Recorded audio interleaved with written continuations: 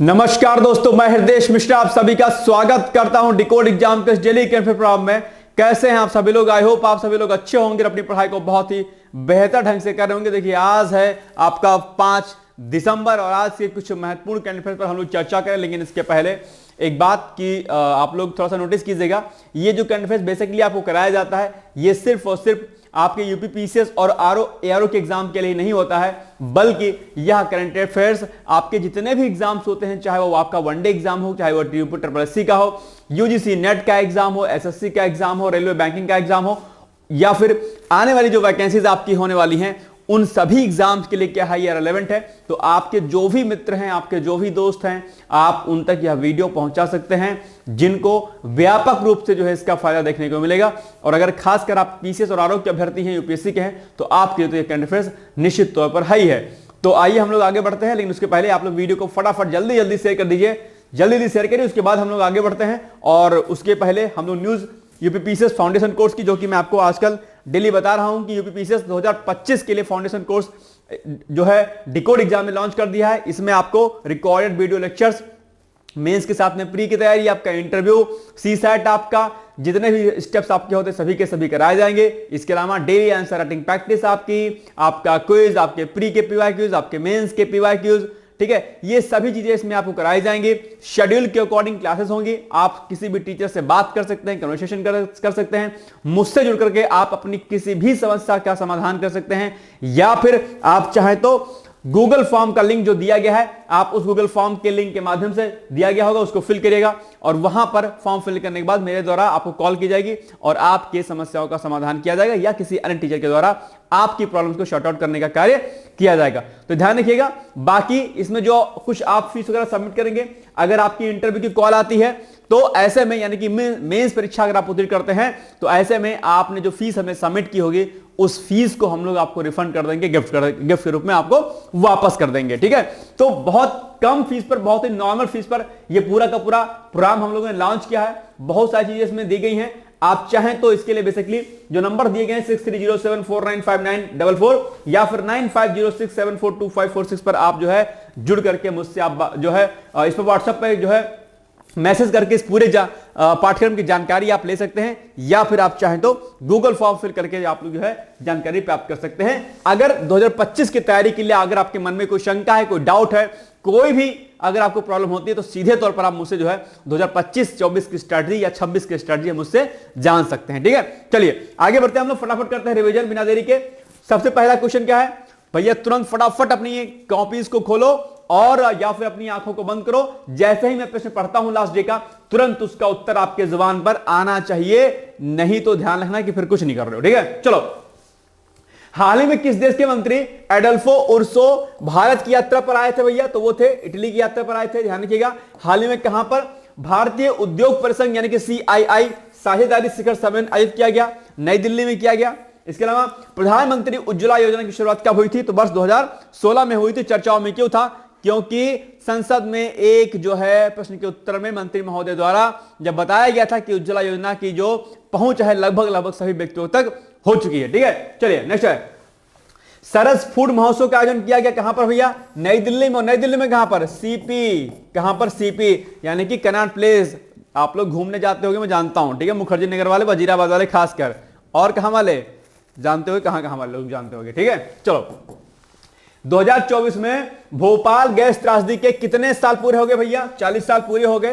कल जरा एक कंफ्यूजन उसमें मत रखना, तारीख में 2 और 3 लिखा था। एक्चुअली में जो घटना हुई थी वो भोपाल गैस त्रासदी की 2 की रात में हुई थी, तो कहीं कहीं 2 लिखा रहता है और कहीं कहीं 3 लिखा रहता है। ठीक है, तो उसमें कंफ्यूजन कल वाले में मत रहना प्लीज। ठीक है, चलो।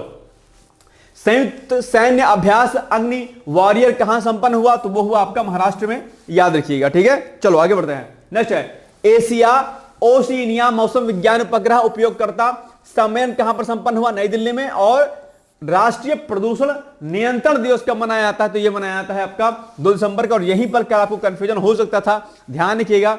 भोपाल गैस त्रासदी भैया बेसिकली 3 दिसंबर को बोला जाता है, लेकिन ये घटना हुई थी 2 दिसंबर की रात में बेसिकली। ठीक है, तो थोड़ा सा कंफ्यूजन इसमें मत रखना, ऑप्शन देख लेना क्या है उसके अकॉर्डिंग कर लेना। ठीक है, लेकिन जो राष्ट्रीय प्रदूषण नियंत्रण दिवस होता है ये बेसिकली 2 दिसंबर को ही भोपाल गैस त्रासदी के उपलक्ष्य में ही मनाया जाता है। ठीक है, चलो नेक्स्ट है। प्रधानमंत्री उज्ज्वला योजना की शुरुआत कल हमने आपसे पूछा था, आप सभी लोगों ने उत्तर दिया। आपके सभी कमेंट्स को लगभग मैं देखता हूं, कभी छूट जाता है तो अलग बात है। तो आप लोग कमेंट करते रहा करिए, थोड़ा सा एक्टिव रहिए ताकि मुझे दिखे कि हाँ आप लोग अवेयर हैं अपनी चीजों को लेकर के, राइट। तो ये भैया 2016 में इसकी शुरुआत हुई थी, और कहां से शुरुआत हुई थी? बलिया जिला। कोई आरा, कोई बलिया, कोई इलाहाबाद से आया है ना। सॉन्ग सुना होगा अपने, जो है निर्मल का क्या कहते हैं, देखो नाम में स्लिप कर रहा है, मृणाल निर्मल, क्या नाम है, देखो मृणाल नाम है शायद, मुझे नाम एकदम स्लिप कर रहा है। कवि जो है क्या नाम है भाई, जरा बताओ जरा, कवि क्या नाम है? कि कोई पलिया कोई इलाहाबाद से आया है ना। सॉन्ग ये बड़ा अच्छा सा उन्होंने गाया था, और डार्क हॉर्स जिनकी नॉवेल है, नीलोत्पल जी है ना। हाँ बिल्कुल याद आ गया, ठीक है। बहुत अच्छे व्यक्ति हैं, उन्होंने एक बड़ा अच्छा सा सॉन्ग गाया था इसके, कि कोई बलिया कोई है ना, कोई आरा कोई बलिया कोई इलाहाबाद से आया है, अपने सपनों को लेकर इलाहाबाद आया है ना। इलाहाबाद वाले अभ्यर्थी सब लोग परिचित होंगे इससे, बड़ी कठिनाई से पढ़ते हैं इलाहाबाद में लोग, बच्चे। और वहां मैं रह चुका हूं 1-1.5 साल करीब इलाहाबाद में। बड़ा संघर्ष का समय रहता था, हालांकि 2016-17 की बात है, मैं था वहां पे, और उस समय इलाहाबाद बहुत डेवलप नहीं था, मुझे याद है। उसके बाद सरकार चेंज हुई थी, उसके बाद कुंभ भी था उस समय, और बड़ी तेजी के साथ डेवलपमेंट हुआ, बहुत सारे ब्रिज एक साथ बने। इलाहाबाद वाले जो अगर उस समय रहते होंगे 16 में, 17 की बात, हाँ 15 की बात है, 2015 की बात है, बड़ी तेजी के साथ 16 में विकास हुआ है। बड़े सारे ब्रिज एक साथ बने थे, एक साल के अंदर बड़े बड़े ओवर ब्रिज, रेलवे ब्रिज बन गए थे भाई साहब। खतरनाक का डेवलपमेंट हुआ था उस समय, मुझे याद है बहुत अच्छे तरीके से। चलिए, रामबाग में जो रहने वाले लोग होंगे, रामबाग वाले बड़ा अच्छा सा ब्रिज बना था, हाईकोर्ट का ब्रिज याद है? आप लोग कोई था कि नहीं था वहां पे? बताओ भैया कमेंट करके, इलाहाबाद वाले। चलो, हाल ही में, हालांकि इलाहाबाद का नाम अब प्रयागराज हो चुका है, जो कि पहले भी था, ठीक है। चलिए, हाल ही में कहां पर खेल महाकुंभ 2024 का उद्घाटन किया गया? तो ये किया गया, अच्छा हाँ एक प्रश्न और, अभी इलाहाबाद विश्वविद्यालय द्वारा कुमार विश्वास को एक प्रतिष्ठित पुरस्कार से सम्मानित किया गया है। जरा इलाहाबाद वाले मुझे कमेंट करके बताना, अगर कोई मेरा वीडियो देख रहा है, वह सम्मान कौन सा है, या फिर इलाहाबाद से जो बाहर के लोग भी रहते हैं वह भी जानते होंगे। बड़ा प्रतिष्ठित सम्मान है जो कि कुमार विश्वास जी को दिया गया है, और कुमार विश्वास से आप सभी लोग परिचित होंगे, जानते होंगे, सुनते होंगे उन्हें। जरा बताना मुझे कि उन्हें प्रतिष्ठित सम्मान कौन सा मिला है हिंदी क्षेत्र में, मुझे कमेंट करके इसका उत्तर दीजिए, नहीं तो फिर कल हम लोग इस पर कर लेंगे इस प्रश्न को, ठीक है। चलिए, हाल ही में कहां पर खेल महाकुंभ 2024 का उद्घाटन किया गया? मध्य प्रदेश, उत्तर प्रदेश, उत्तराखंड, बिहार। तो ये किया गया भैया आपका उत्तराखंड में, देहरादून में, ठीक है। यानी कि option number C is the right answer. चलिए आगे बढ़ते हैं। हाल ही में खेल महाकुंभ 2024 का उद्घाटन उत्तराखंड में किया गया, और उत्तराखंड के बारे में अगर बात करते हैं, राजधानी बेसिकली इसकी देहरादून है, और ग्रीष्मकालीन राजधानी से कहां रहती है? जरा बताओ कमेंट करके, ग्रीष्मकालीन राजधानी के रूप में किसको जाना जाता है उत्तराखंड में? जरा बताओ मुझे भैया सब लोग। मुख्यमंत्री कौन है? पुष्कर सिंह धामी। राज्यपाल है कौन? गुरमीत सिंह। कहां के? उत्तराखंड के। और राजाजी नेशनल पार्क कहां है भैया? बताओ फटाफट, राजाजी नेशनल पार्क कहां पर है? कमेंट करके बताओ। चलो दूसरा, हाल ही में उत्तराखंड का डीजीपी कौन है? डीजीपी बने हैं दीपम सेठ। कौन? दीपम सेठ। और उसके कुछ टाइम पहले जो है, अगर आपको याद होगा शायद, तो अशोक कुमार वहां के आईपीओ थे, डीजीपी थे शायद, है ना, अशोक कुमार। और अशोक कुमार और विपुल कुमार सर की एक बुक आती है इंटरनल सिक्योरिटी के नाम से, मतलब इंटरनल सिक्योरिटी की उनकी बुक आती है, आप लोग पढ़ते होंगे पीसीएस मुख्य परीक्षा पेपर 3 में, जो इंटरनल सिक्योरिटी अर्थात जो आंतरिक सुरक्षा एवं आपदा प्रबंधन का जो एक बुक है, वो बेसिकली अशोक कुमार विपुल कुमार के नाम से आती है, जो कि डीजीपी थे जो है पूर्व में उत्तराखंड के, ठीक है। चलिए, डीजीपी थे कि आजी थे शायद, आई थिंक डीजीपी थे शायद। उत्तराखंड की स्थापना की बात करते हैं तो 9 नवंबर 2000 को बेसिकली उत्तराखंड की स्थापना हुई। और उसके पहले कहते थे हम इसको उत्तरांचल कहते थे। क्या कहते हैं इसको? पहले हम उत्तरांचल के नाम से जानते थे, ठीक है। चलो नेक्स्ट है, मुंबई में आईसीएआर में शताब्दी स्तंभ का उद्घाटन किसके द्वारा किया गया? नरेंद्र मोदी, जगदीप धनखड़ उपराष्ट्रपति जो कि हैं, अमित शाह या फिर राजनाथ सिंह।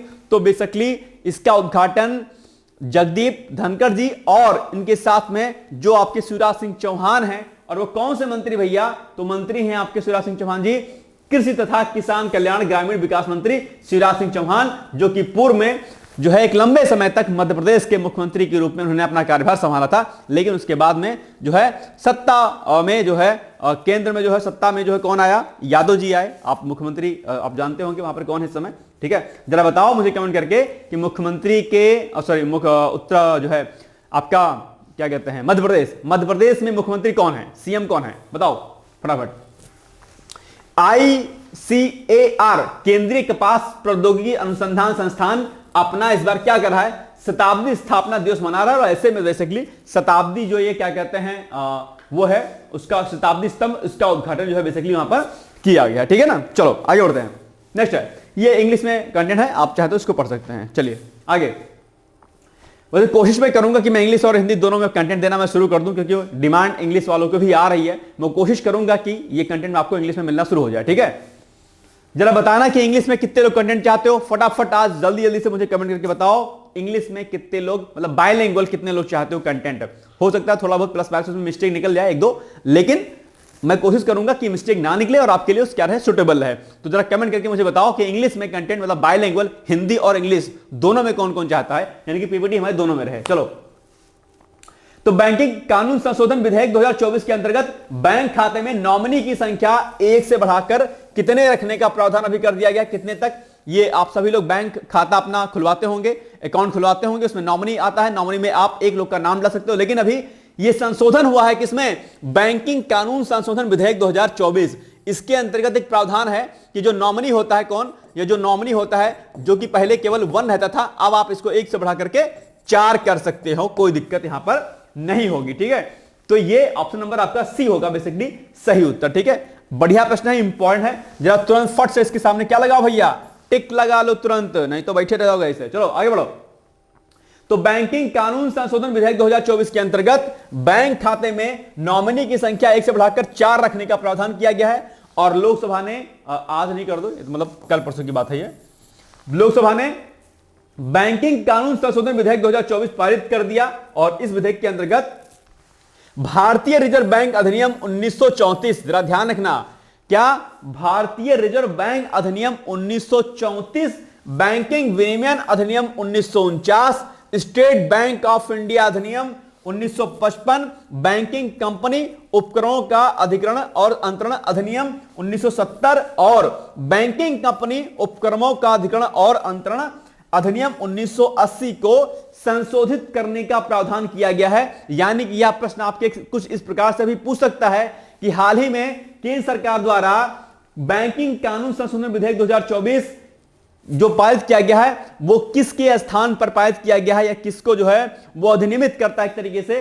तो इनमें से आप याद कर सकते हैं किसको, हो सकता है यही पूछ ले कि किसके स्थान पर, तो भारतीय रिजर्व बैंक अधिनियम 1934 को संशोधित करते हुए। ठीक है, तो ये जरा 4-5 जो ये दिए गए हैं ना, इसको आप लोग एक बार देख लीजिएगा अच्छे तरीके से। राइट, चलिए।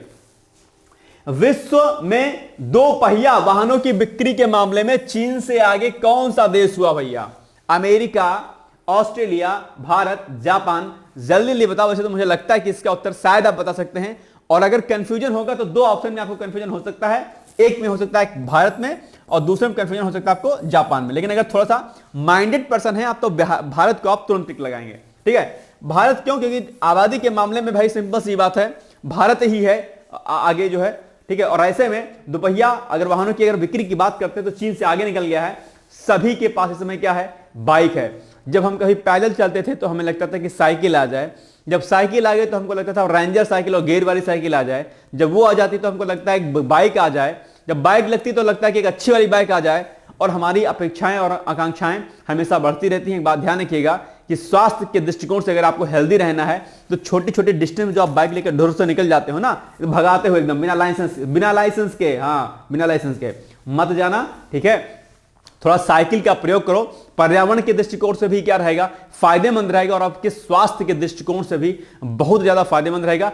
कोशिश करिए कि आप लोग जो है साइकिल के इस्तेमाल करिए, ये शर्माइए मत। ठीक है, अब दिखाना है किसी को, मैडम के सामने से निकल के धोरों से भगाना है, तब तो एक अलग बात हो गई ना, एकदम से धुआं निकालते हुए भड़ भड़ भड़ की आवाज करते हुए, तो एक अलग बात हो गई। ठीक है, लेकिन ध्यान रखना कि अगर जिंदा रहना है, मतलब लंबे समय तक अगर जीना है, ठीक है, तो बाइक कम चलाओ, और हेल्थ इश्यूज अगर आपको साथ ना होने पाए तो उसके लिए भी बाइक कम चलाओ, और एनवायरमेंट के दृष्टिकोण से भी क्या है, बाइक कम चलाओ। समझदार हो, सजग हो। आप फॉरेन कंट्रीज में जाइएगा, बड़े बड़े जिनके यहां लग्जरियस गाड़ी होती है ना, BMW टाइप की, वो लोग भी साइकिल से चलते हैं। ठीक है, जहां तक चल पाते हैं, तो जरा ध्यान रखना इस बात का। ठीक है, चलिए आगे बढ़ते हैं। नेक्स्ट है, विश्व में 2 पहिया वाहनों की बिक्री के मामले में चीन से आगे भारत हो गया है, ध्यान रखिएगा। और एक रिपोर्ट है बेसिकली, कौन सी, क्या नाम है उसका, सोसाइटी ऑफ इंडियन ऑटोमोबाइल, क्या society of Indian automobile manufacturers के रिकॉर्ड के अनुसार वर्ष 2023 में चीन में 1,66,00,000 से अधिक दोपहिया वाहन बेचे गए थे। ठीक है, 2023 का आंकड़ा है ये, 1,66,00,000 से अधिक। ठीक है, मतलब जो आपके टू व्हीलर होती है। ठीक है, जबकि भारत की अगर बात करते हैं तो यहां पर क्या हुआ, यहां पर 1 करोड़ कितना 70 लाख से अधिक, यहां पर 1,66,00,000 का आंकड़ा है, देख रहे होंगे आप, और यहां पर है 1,70,00,000 से अधिक दोपहिया वाहनों का जो है पंजीकरण बेसिकली किया गया है इंडिया में। वित्तीय वर्ष 2023-24 के दौरान देश में लगभग 9,50,000 इलेक्ट्रिक दोपहिया वाहनों का विनिर्माण भी किया गया है। और यह फैक्ट आपके परीक्षा के दृष्टिकोण से थोड़ा इंपॉर्टेंट है ना। ये बेसिकली विकास अपने आप में बहुत अच्छा हो रहा है, जो इलेक्ट्रिक वाहन जो है भारत में तेजी के साथ विकसित हो रहे हैं, राइट। और ऐसे में कहीं ना कहीं ये जो पेट्रोल और डीजल वाली जो गाड़ियां हैं उनका जो है वर्चस्व धीरे धीरे कम हो रहा है। जिस प्रकार से फार्मा कंपनी में क्या हो रहा है, आयुर्वेद पीक पे जा रहा है और बाकी मेडिसिन जो थेरेपी है क्या हो रही है, डाउन हो रही है, राइट। चलिए, निम्नलिखित में से किसके द्वारा PSLV C-59 प्रोबा 3 का प्रक्षेपण किया गया भैया? नासा के द्वारा, इसरो के द्वारा, DRDO के द्वारा, या फिर इनमें से कोई नहीं? तो ये जो अभी प्रक्षेपण किया गया है बेसिकली ये किया गया है इसरो के द्वारा किया जा रहा है, याद रखिएगा। और आइए इसकी व्याख्या देखते हैं फटाफट। ठीक है, तो कहां से? तो भारतीय अंतरिक्ष अनुसंधान संगठन, जिसको हम क्या बोलते हैं, इसरो बोलते हैं। आप सभी लोग इससे परिचित होंगे। और इसरो के अध्यक्ष कौन है? सोमनाथ जी हैं इसरो के अध्यक्ष, ध्यान रखना। ठीक है, तो इसरो संगठन इसरो आंध्र प्रदेश में श्रीहरिकोटा के सतीश धवन अंतरिक्ष केंद्र। ठीक है, कई बार यही पूछ लेता है कि बताओ ये कहां पर अवस्थित है, यही कंफ्यूज आ जाते हो आप लोग। ठीक है, से PSLV C-59 प्रोबा 3 का प्रक्षेपण किया गया। और PSLV C-59 यूरोपीय अंतरिक्ष एजेंसी के प्रोबा 3 उपग्रहों को अत्यधिक दीर्घावृत्ताकार कक्षा में क्या करेगा, स्थापित करेगा।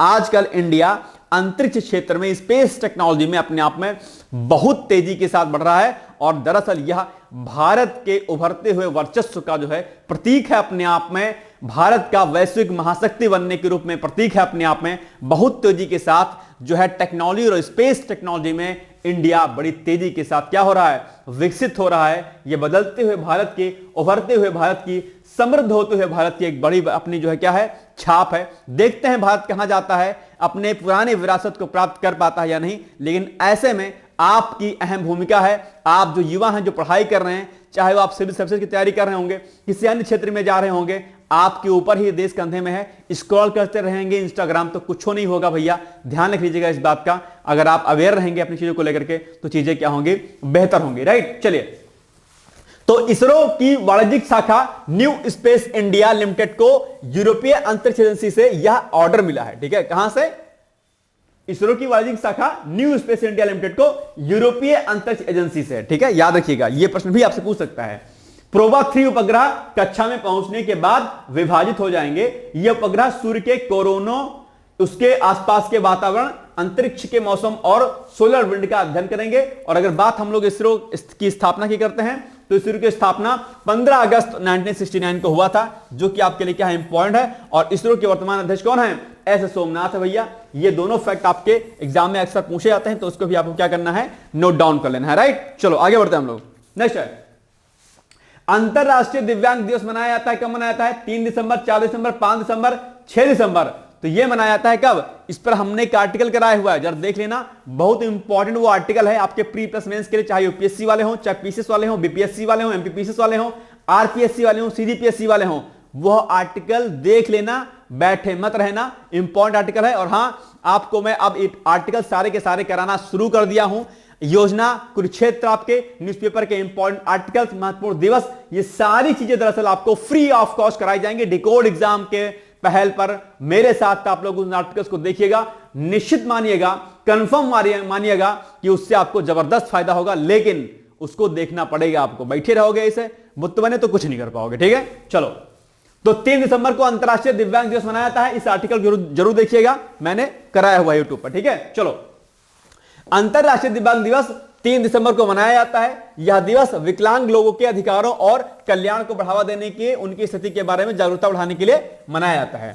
इसके अलावा संयुक्त राष्ट्र और WHO दोनों मिलकर के इस दिवस को मनाने का कार्य करते हैं। ठीक, ये देखो यहां पर लिखा हुआ है, संयुक्त राष्ट्र और WHO।